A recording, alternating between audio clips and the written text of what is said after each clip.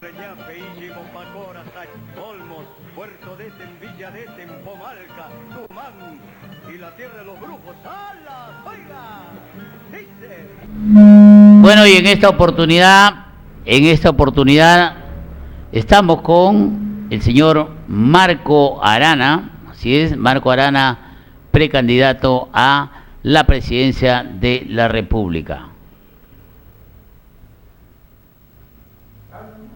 Así es, estamos con Marco Arana, precandidato. Marco Arana, bienvenido a Siglo XXI Destape TV, aquí en la ciudad de Chiclayo, Perú, para todo el mundo.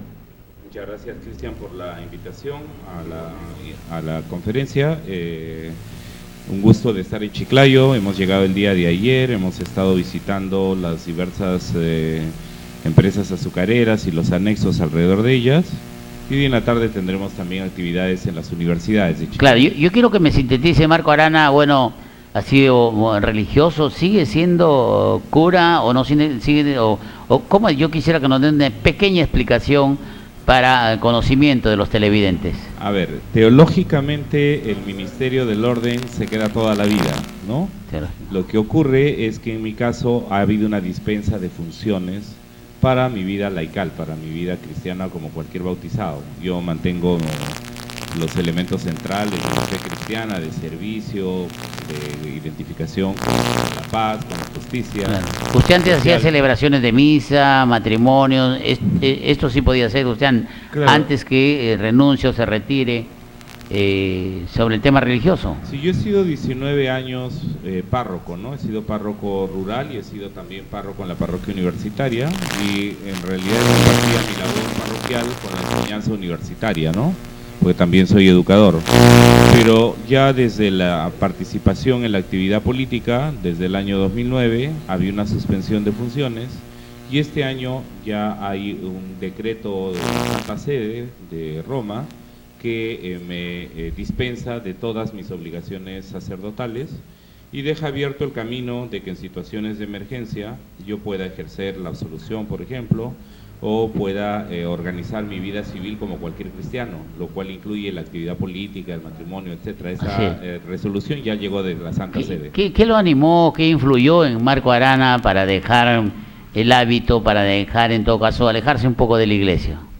Bueno, en realidad la pregunta es más al origen. ¿Qué me llevó a la vida sacerdotal? Yo vengo de una familia de educadores muy comprometidos con la educación pública. Vengo de una iglesia diocesana como la de Cajamarca, muy comprometida con los derechos de los campesinos, de los agricultores, ¿no?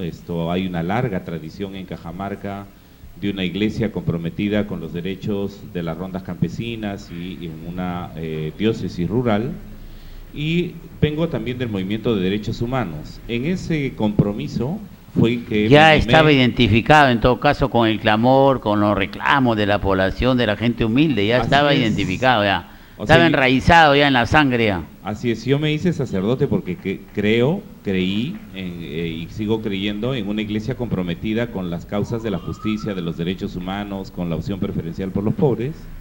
Y por tanto, yo entré ya estando en la universidad. Yo estudié Sociología de Desarrollo Rural, es mi primera especialidad. Entré al seminario, ¿no? Y ya en el seminario, efectivamente, tanto en Cajamarca como en Lima, me especialicé en los temas de teología.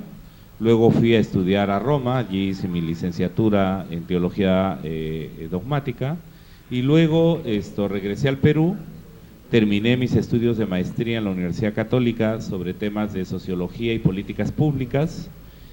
Posteriormente me especialicé en otros temas como el agua y saneamiento en la Facultad de Ingeniería de Cajamarca, y siempre estuve trabajando al lado de las comunidades en temas educativos. He trabajado mucho con maestros de escuela, con maestros rurales sobre todo. He trabajado en programas de educación ambiental. He trabajado en el tema del fortalecimiento de las rondas campesinas y los derechos ambientales. Entonces siempre mi vida sacerdotal ha estado vinculada a resolver los temas sociales, a ayudar en los temas ecológicos, a resolver los temas de justicia social, y entonces en realidad siempre he estado cerca del mundo de la política. Lo que ocurre es que ahora estoy ya en el campo de la política partidaria, que es un paso más. En un principio usted estuvo cerca a Gregorio Santos. Con Gregorio Santos yo lo conocí el año 2004 a propósito de la lucha de la defensa del Cerro Quilis, que es la principal fuente de abastecimiento de agua potable para la ciudad. 70% del agua potable del Cerro Quilis llegaba a la ciudad. Él entonces creo que era profesor en San Ignacio o en Jaén, y llegó a solidarizarse como rondas campesinas. Él era miembro de las rondas campesinas de Jaén, llegó a solidarizarse con las luchas que estábamos teniendo en el sur. Allí lo conocí, ¿no? Y lo he conocido sin duda a lo largo de estos años recientes, ya cuando él ha sido presidente regional de Cajamarca y hemos tenido que enfrentar la lucha por la defensa del agua, de los páramos, de los sistemas ecológicos de generación de aguas amenazadas por el proyecto Conga. Hubo un distanciamiento. Diversas aproximaciones, digamos. Mi aproximación venía del lado de los derechos ambientales, del tema del desarrollo rural. La aproximación que él tenía cuando era ya presidente regional era desde el gobierno regional. Entonces, digamos, las respuestas que él tenía que dar eran respuestas mucho más complejas en materia de gestión, de educación, de inversiones en temas de infraestructura, que son las labores propias ya del gobierno regional, ¿no? Y el conflicto social. Tenemos digamos, una causa común. La causa común es defendemos otro modelo de desarrollo para Cajamarca y salvaguardamos los derechos de los agricultores. Trabajamos por una Cajamarca que siga siendo una de las principales cuencas lecheras del Perú y el desarrollo agrario es defendido. En eso hemos coincidido plenamente y eventualmente, como siempre ocurre, algunas discrepancias específicas sobre cómo hacerlo. Por ejemplo, para mí era una prioridad la inversión del gasto público en infraestructura productiva, ¿no? Esa para mí era una prioridad. Para Gregorio Santos, en su plan de gobierno, la prioridad era la construcción de los 6 hospitales en la región, por ejemplo, ¿no? Que se iban a llevar la mayor parte del presupuesto. Pero claro, él era el gobernador regional y él tenía que decidir y cumplir sus metas de gobierno, ¿no?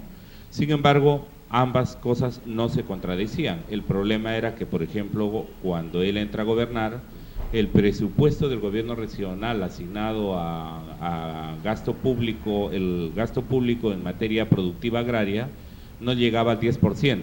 Para mí, una meta deseable hubiera sido terminar la gestión del gobierno regional con una inversión de 30 o 40% en temas agrarios, sabiendo que el 68% de la población de Cajamarca es rural. Pero bueno, son temas sobre los que hemos conversado siempre, son temas sobre los que en algunos casos coincidíamos plenamente, y en otros en los que siempre se podía mejorar, así que había una comunicación continua, ¿no?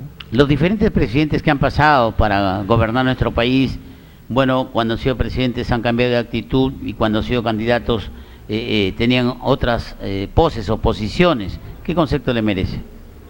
Bueno, ahí hay un tema terrible, ¿no? Porque parte del descrédito de los partidos políticos, parte del descrédito en el sistema político, tiene que ver con ese doble discurso, ¿no? Que se ofrece en campaña lo que sea y luego cuando se llega al gobierno se dice, bueno, olvido todas las promesas y no cumplo, y entonces se genera un abismo entre lo que se prometió y entre lo que se puede hacer, que es lo que Ollantumala llamaba una cosa es con guitarra y otra con cajón.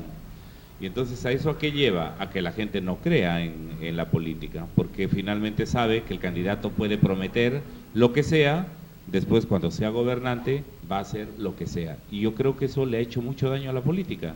Y por eso es, por ejemplo, que nosotros en el Frente Amplio proponemos que podamos dictar una ley como la que existe en Colombia, en la cual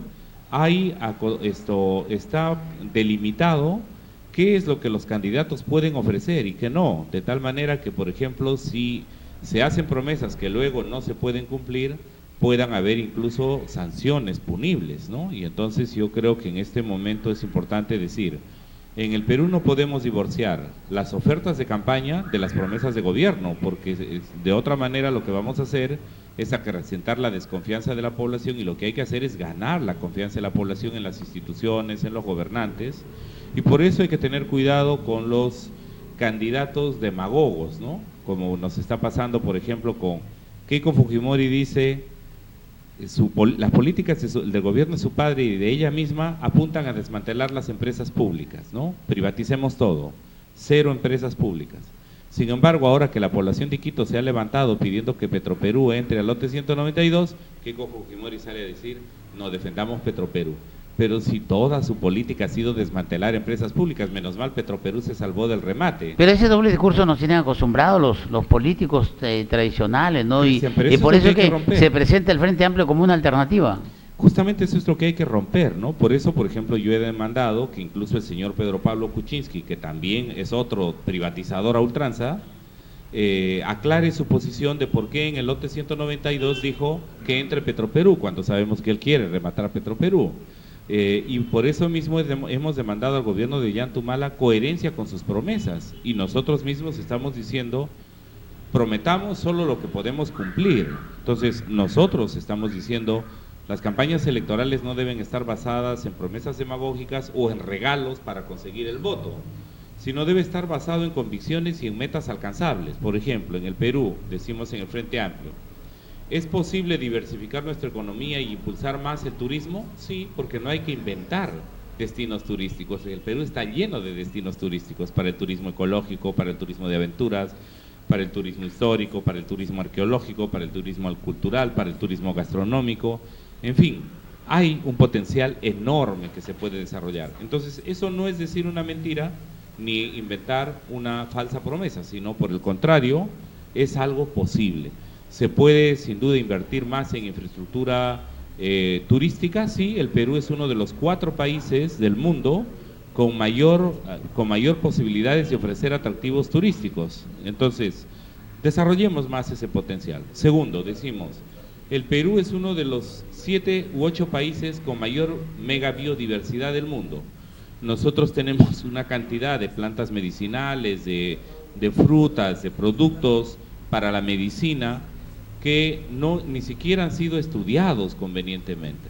Entonces decimos, terminemos de hacer los inventarios de biodiversidad, hagamos investigación, ciencia y tecnología para ver cuáles son los potenciales de nuestras plantas, de las múltiples variedades de flora, fauna y pesca que tenemos en el Perú. Y entonces a partir de eso desarrollemos más esas potencialidades que tenemos en esa área. Por ejemplo, uno ve que la quinoa, un producto natural peruano que muchas veces es despreciado, se ha convertido en un producto muy apreciado en el mercado exterior. Pero lo mismo podemos decir de la fibra de alpaca, de la fibra de vicuña, podemos decir de la acuicultura y el paiche, por ejemplo. Entonces hay un potencial enorme que podemos desarrollar. Así es. Don Marco, permítame hacer una pequeña pausa para luego retornar con esta importante entrevista aquí en Siglo XXI, esta PTP. Pequeña pausa y retorno. Y nos vamos a Chiclayo a comernos un ceviche de cachemba ahí en Santa Rosa, Monteplú, Pimentel, Empereñafe, Ichi, Mompacora, Olmos, Puerto de Villa de Pomalca, Tumán y la tierra de los brujos. ¡Alas! ¡Oiga! Dice que vive el departamento de Lambayeque con su capital Chiclayo, Montepuirreque. Flor del norte del Perú, aquí Chiclayo, flor del norte del Perú, te brindo mi canción con todito el corazón, del que vive orgulloso de tu suelo, de tu costumbres y de tu tradición, del que vive orgulloso de tu suelo, de tu costumbres y de tu tradición, jardín de flores. Y nos vamos a Chiclayo a comernos un ceviche de cachemba ahí en Santa Rosa, Monteplú, Pimentel, Empereñafe, Ichi, Mompacora, Olmos, Puerto de Villa de Pomalca, Tumán y la tierra de los brujos. ¡Alas! ¡Oiga! Dice que vive el departamento. Bueno, continuamos con esta importante entrevista con el señor Marco Arana. Marco, yo quisiera que nos reprises, nos sintetices en cuanto a la minería. Hay problemas a nivel nacional en Arequipa, hay problemas en Cajamarca, y tú eres amplio conocedor de este tema. Yo quisiera que me sintetices en cuanto a la problemática de la minería aquí en el Perú. Bueno, hay un debate en el Perú si el Perú es exclusivamente o preponderantemente minero, ¿no? Las empresas mineras dicen que sí, que el Perú es un país minero, y hay quienes decimos que el Perú es un país pluriproductor. ¿Cuál es la diferencia? Que los que piensan que el Perú es un país minero, lo único que quieren hacer o favorecer o dar todas las facilidades para que se desarrolle es la minería. Y quienes pensamos que el Perú es un país pluriproductor decimos, la minería es importante en el país, sí tiene que hacerse minería en el Perú, pero tiene que hacerse con amplias regulaciones ambientales, con cuidado del agua, con permiso de las poblaciones donde hay pueblos indígenas o comunidades campesinas que tienen el derecho de ser consultadas de manera previa. Muchas veces pues el Estado pues ya dice vaya a la minería a tal parte sin consultar o inconsultamente determinada región, determinado lugar, no le consultan a los pobladores, ¿no? Claro, como quieren hacer en Cañaris, como han querido hacer en Conga o en fin, ¿no? Entonces hay ahí serios problemas, ¿no? Porque la gente quiere la inversión, es más, los agricultores son inversionistas, ¿no? Pero eso no se dice, ¿no? Cuando se dice hay que proteger las inversiones, están pensando solo en las inversiones mineras, y las inversiones agrícolas, las inversiones ganaderas, las inversiones piscícolas, las inversiones turísticas… También son inversiones. También son inversiones, son importantes. Ahora dicen, no, es que estas son menos importantes. No, en el Perú nosotros decimos, todas las inversiones son importantes, y cuidado con la minería, porque la minería, si bien es cierto, puede generar altos ingresos, genera graves daños ambientales. Entonces, frente a eso lo que decimos es, muy bien, hagamos minería, pero de manera ordenada en el territorio, hay que ver dónde se puede hacer, dónde no se puede hacer, con qué controles ambientales, y no como están haciendo ahora, ¿no? Pedro Pablo Kuczynski promete desaparecer el Ministerio del Ambiente. Este año el presupuesto de la República le quita presupuesto al Ministerio del Ambiente, que ya tenía pocos recursos. Y hay 8 mineras que han enjuiciado al organismo de evaluación y fiscalización ambiental para quitarle el aporte para fiscalización, con lo cual dejarían, digamos, al Ministerio del Ambiente y sus organismos reguladores sin la capacidad de fiscalizar. Eso es lo que está mal. Entonces decimos, la minería es importante para el Perú, hay que promoverla, pero hay que tener buenos controles ambientales, respetar a la gente, hay que ver cómo se usa el dinero de la renta minera en buenas cosas y no se malgasta o no se roba en corrupción, como ha ocurrido todo este tiempo. Este 4 de octubre el Frente Amplio, bueno, ha presentado creo 5 o 6 candidatos, no recuerdo exactamente, o precandidatos para la presidencia de la República. Hay gente que ha conversado con usted, lo ha animado y en todo caso usted está postulando a la precandidatura para la presidencia de la República.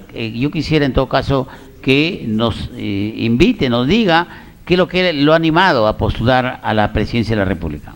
En principio, como muchos ciudadanos, me imagino que usted mismo, Cristian, debe ser consciente que estamos casi sin alternativas. O sea, ¿qué nos ofrecen ahora como candidatos? Keiko, que ya sabemos que es el fujimorismo, Pedro Pablo Kuczynski, que ya sabemos está 40 años en el gobierno, Alan García, que ya sabemos además los problemas en los que nos ha metido como país, la corrupción, los narcoindultos, etcétera. Decimos no. Hay ciudadanos, hay profesionales, hay líderes sociales, hay gente nueva, hay una inscripción partidaria como la de Tierra y Libertad y el Frente Amplio, que quieren convocar a esta gente que quiere cambios en el país. Y para eso, equipos de técnicos profesionales, de líderes sociales, estamos interviniendo en política y venimos difundiendo nuestras propuestas de cambio de modelo económico, de cambio de constitución fujimorista en todo el país. Y para ello lo que estamos haciendo es entregarle a la ciudadanía el poder de decidir. No estamos nosotros diciendo, el que tiene la inscripción, ese ya coloca sus candidatos, ¿no? Ese se arregla y reparte los cargos al Congreso. No, nosotros queremos construir una verdadera democracia y para ello lo que estamos haciendo es convocando el 4 de octubre a nivel nacional a una consulta ciudadana para que los ciudadanos elijan de entre 7 precandidatos del Frente Amplio, quién de ellos quieren que los represente y pueda ir a representarnos para las elecciones presidenciales del 2016. Basta solo con ir con su DNI, no importa si está afiliado o no a un partido político, si alguna vez ha participado o no en política, puede ir a las mesas de votación. Aquí en Chiclayo, en la ciudad, tendremos uno en el primer piso del edificio de la RENIEC en Balta, tendremos una mesa de votación, pero van a haber 44 mesas en todas las provincias de Lambayeque, pero van a haber también mesas en todas las provincias del Perú. Y la idea ¿cuál es? Que de estos 7 precandidatos, la ciudadanía pueda elegir quién les representa. En el padrón, en la cédula electoral, Figuran los nombres de los 7 precandidatos, están los congresistas cajamarquinos Jorge Rimarachín, la congresista cusqueña Verónica Mendoza, está Jorge Bacacorso, Luis Salgado, está Martina Portocarrero, está Julio César Bazán y yo figuro en la cédula con el número 2. ¿Yehude está en el Frente Amplio? ¿Integra el Frente Amplio? No, Yehude no está en el Frente Amplio. No está en el Frente Hay Amplio. unas discrepancias muy profundas con lo que representa Yehude, decimos. No, él como persona tenemos todo el respeto que se merece. Para nosotros lo que estamos construyendo es una alternativa que busque cambiar el modelo económico, que esté diametralmente opuesto a la corruptela que nos ofreció. Yehude cambió varias camisetas, Yehude, ¿no? Bueno, se fue desde la izquierda, pasó por el APRA y luego terminó con PPK, ¿no? Entonces uno dice, justamente por eso la gente pues no cree en la política, ¿no? Y por otro lado, no nos olvidemos que un grueso sector de ciudadanos en el Perú queremos tratarnos entre iguales, queremos respetarnos. ¿Y qué hizo cuando fue premier del gobierno de Alan García? Apoyó las leyes del perro el hortelano que decía Alan García, los pueblos indígenas son ciudadanos de segunda categoría. Entonces uno dice, no pues, ¿no? Si hay una propuesta democrática, ecologista, de izquierdas, renovadora, no puede casarse con el transfugismo, no puede casarse con estas formas de hacer política que finalmente usan los partidos políticos y las elecciones, un día con uno, mañana con otro, pasado con quién será. Así no, ¿no? Queremos un poco de decencia en la política y eso tiene que ver con las conductas políticas, con el respeto de los principios políticos, y por eso es que nosotros creemos que es tan importante que los ciudadanos con buena información decidan quiénes quieren que gobiernen este país, y por eso vamos a las elecciones primarias el 4 de octubre para elegir el candidato a la presidencia de la República del Perú por el Frente Amplio, pero también iremos a un proceso electoral similar para elegir los congresistas en el mes de diciembre, ¿no? De tal manera que la ciudadanía escoja a los más calificados para poder representarlos y también limpiar ese Congreso que, digamos, por desgracia, ha caído en manos pues de gente sumamente cuestionada, muchas veces mediocre, otras veces vinculada a los dineros ilícitos que hay en el país, como pasaba con este congresista aprista que venía por los mineros ilegales, ¿no? Entonces, nosotros lo que queremos es en realidad fortalecer el sistema democrático del país, recuperar la confianza y la esperanza de la ciudadanía. Así es, está visitando varios lugares, tengo entendido. Bueno, lo veo que lo acompaña Giovanna Constantini, Pepe Juárez, están acompañando su visita. ¿Qué lugares ha visitado hasta el momento Marco Arana?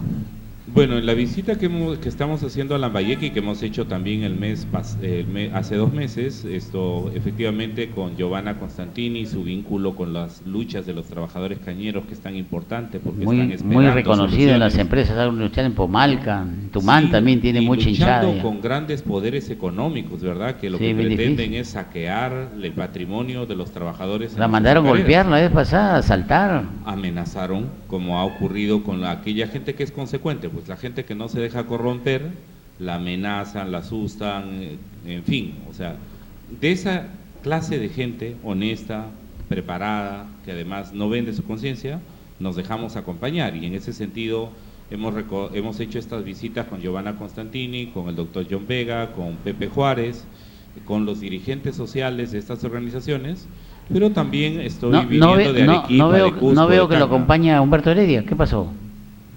No, en el Frente Amplio hay diversas posibilidades y perspectivas, posiciones, ¿no? También. Claro, porque se es un Frente Amplio todo. Y se respetan esos procesos, ¿no? Y entonces nosotros lo que consideramos es que pasamos el proceso electoral regional, ¿no? Para eso hay un tipo de propuestas, para eso hay un tipo de candidaturas. Se vienen ahora las elecciones nacionales. Hay que elegir el candidato presidencial, hay que elegir los candidatos congresales, hay que elaborar un plan de gobierno.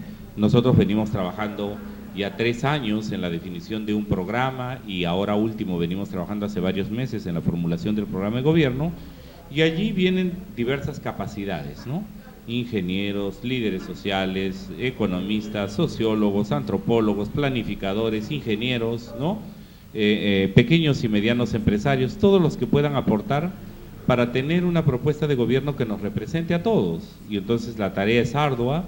Hay que prepararse para ganar las elecciones del 2016, pero también hay que prepararse para gobernar el 2018. Claro, porque muchos se preparan regionales. para ganar, pero no se preparan para gobernar. Así Tenemos un es. caso típico en Chiclayo, el alcalde David Cornejo se preparó para ganar, pero no para gobernar, y así una serie de autoridades a nivel nacional que se preparan para ganar, pero no para gobernar. Y eso hay que estar permanentemente en la capacitación, en la lectura, etcétera, etcétera. Claro, mi querido Marco. el cargo les queda grande porque piensan que lo más importante parece ser es el meeting. No, el meeting no es lo más importante, ¿no?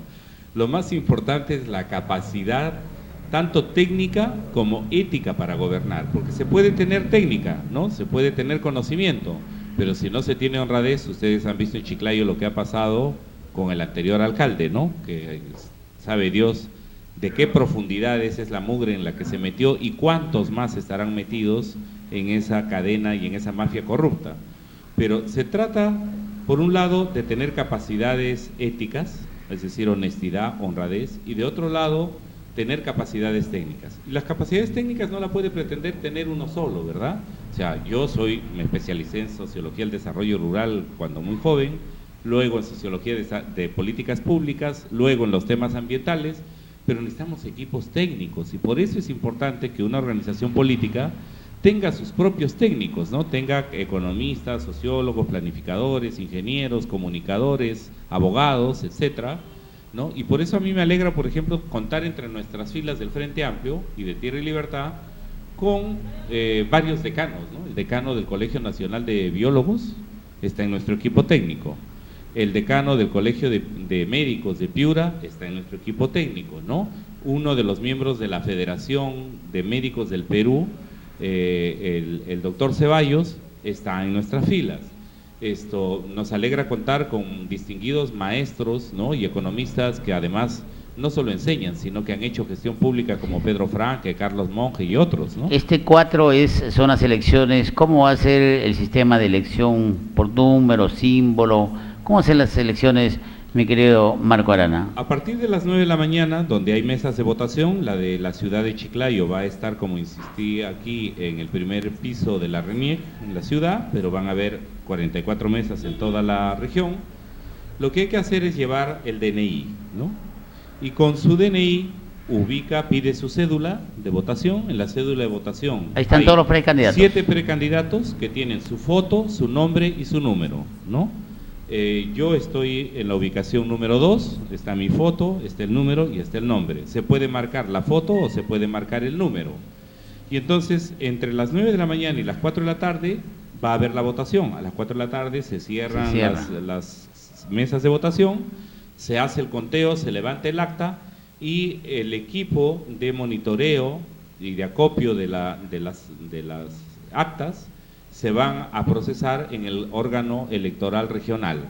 Sobre eso ya se emite al órgano electoral nacional y esperamos que, digamos, el día lunes, martes, ¿no?, se pueda haber realizado ya el conteo de la votación a nivel nacional, en la medida en que hay lugares que son muy alejados. Por ejemplo, los hermanos Aguajún Huampís, de la cuenca del Nieva, por acá por Amazonas, ¿no?, están pues a 6 horas al fondo en sus comunidades, otros están a un día de peque o de viaje, pero que han dicho que van a votar. Hay que flexibilizar en todo caso. Hay que flexibilizar, claro. Pero digamos, el conteo yo creo que terminará hasta el día lunes, martes, ¿no? O sea, el número 2, Marco Arana. El número 2, que es la precandidatura ecológica. Puede marcar el número o la fotografía, ¿no? El número o la fotografía, que yo en la cédula efectivamente voy en el número 2, de tal manera que aquellos que se identifican con nuestro lema y nuestra propuesta de un Perú justo, verde y soberano, puedan darnos su respaldo electoral en las ánforas el día 4 de octubre, entre 9 de la mañana y 4 de la tarde, y así lo hagan en Lambayeque, los que quieran lo hagan en las demás regiones del país, y así ya tendremos oficialmente elegido de manera democrática el candidato o candidata del Frente Amplio a las elecciones presidenciales. Yo quiero agradecerle, don Marco Arana, por su presencia y ojalá estemos ya nuevamente conversando, de repente cuando sea ya presidente de la República, ojalá que nos dé una entrevista. Bueno, Cristian, uno querría estar siempre cercano a la gente, ¿verdad? No hay otra manera de gobernar bien, cercano a la gente, así que Espero que... no voy a ser como Yanto Mala, le dimos una entrevista cuando fue candidato, de ahí nunca más conoció. Bueno, además, si pasa eso, le reclamas a la gente de Chiclayo que me ha traído al programa, ¿no? Sí, porque pues. creo que hay que mantener... De repente ya ni los conoce tampoco usted. Ahí sería la... Yo suelo ser una persona en principio sencilla, cercana a la gente. Siempre lo he sido y espero seguir siéndolo siempre, Cristian. Okay. Eso es parte de la ética que uno tiene, pero también de las promesas. ¿De qué valdría la pena ganar poder y perder amigos? Eso sería fatal. Miren lo que pasa con las personas de los gobernantes, ¿no? Hay que encontrar maneras. Paco Francisco ha encontrado maneras. En Uruguay ha encontrado maneras. Marco Arana, si es el equipo, encontrará maneras de estar cerca de la gente, ¿no? Así es. Yo quiero agradecerle, don Marco Arana, por su presencia. Muchísimas gracias, don Marco Arana. Ok. Bueno, vámonos a ir a un corte y retornamos con Siglo XXI aquí en Destape TV. Un ceviche de cachemba, ahí en Santa Rosa, Monteflú, Pimentel, Empreña, Peille, Compacora, Olmos, Puerto de Villa de Pomalca, Tumán y la tierra de los brujos. ¡Alas! ¡Oiga! Dice que vive el departamento de Lambayeque con su capital Chiclayo, Montepuirreque. Del norte del Perú.